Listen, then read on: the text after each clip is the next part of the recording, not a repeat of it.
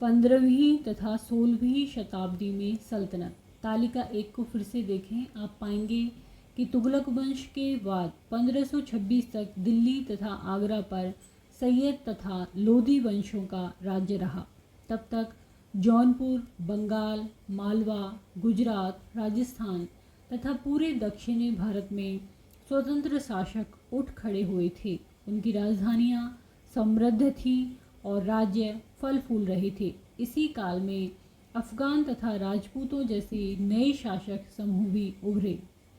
इस काल में स्थापित राज्यों में से कुछ छोटे थे पर शक्तिशाली थे और उनका शासन बहुत ही कुशल और सुव्यवस्थित तरीके से चल रहा था। शेर शाह सूर 1540 से 1545 ने बिहार में अपने चाचा के एक छोटे से इलाके के प्रबंधक के रूप में काम शुरू किया था और आगे चलकर उसने इतनी उन्नति की कि मुगल सम्राट हुमायूं 1530 से 1540 और 1555 से 1556 तक को चुनौती दी और परास्त किया। शेर शाह ने दिल्ली पर अधिकार करके स्वयं अपना राजवंश स्थापित किया।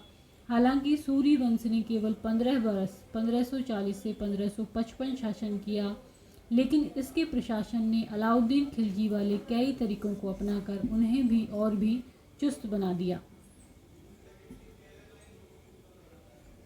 महान सम्राट अकबर 1556 से 1605 ने जब मुगल साम्राज्य को समेकित किया तो उसने अपने प्रतिमान के रूप में शेर शाह की प्रशासन व्यवस्था को ही अपनाया था। 3 श्रेणियां, ईश्वरीय शांति, नाइट और धर्म युद्ध। 3 श्रेणियों का विचार सबसे पहले 11वीं शताब्दी के आरंभ में फ्रांस में सूत्रबद्ध किया गया। इसके अनुसार समाज को 3 वर्गों में विभाजित किया गया: प्रार्थना करने वाला वर्ग, युद्ध करने वाला वर्ग और खेती करने वाला वर्ग। तीनों वर्गों में समाज के इस विभाजन को ईसाई धर्म का समर्थन भी प्राप्त था। इस विभाजन से ईसाई धर्म को समाज में अपने प्रबल प्रभाव को और भी दृढ़ करने में सहायता मिलती थी।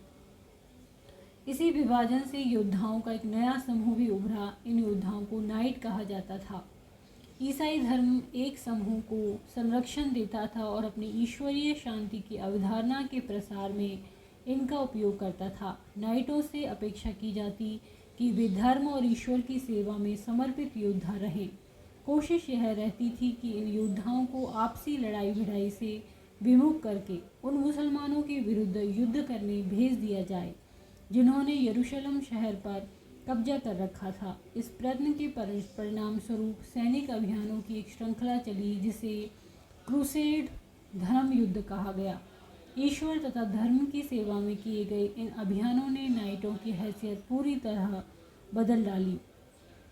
पहले इन नाइटों की गिनती कुलीनों में नहीं होती थी, मगर फ्रांस में 11वीं सदी के अंत तक और जर्मनी में उससे 1 सदी बाद इन योद्धाओं के दीनहीन अतीत को भुला दिया गया था।